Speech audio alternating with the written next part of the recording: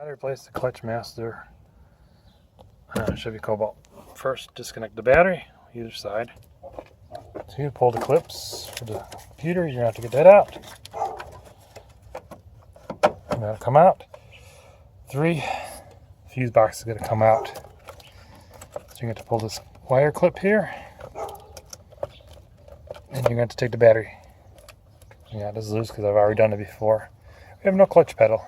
We've already bled it, bench bled it, put it on, bled it again with the vacuum pump, and she's still not working. So this is our next step. And this comes off with 7. I would strongly suggest putting these on and off by hand. This is something you really don't want to screw up.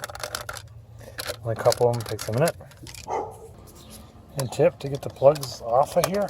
Once you got these bolts loose, just tap the bolt loose. Tap the bolt down. You don't have to take them all the way out yet. Get them loose enough. And by doing that, smacking them down, that'll pull the connector out. And you can keep loosening it. That does it. And there's a couple clips over here. Carefully pull them out by hand. If you have to use a screwdriver, be very careful. Clip we just pushed against and it came out.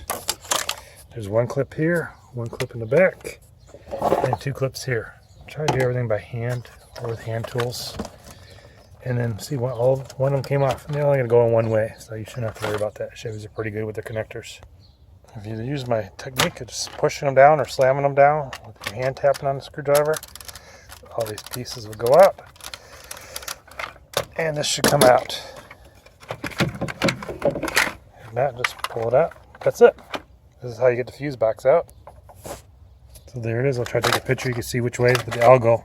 They're all in different spots. 1 black, 2 here, 1 big white one, and that's the main power one, I believe.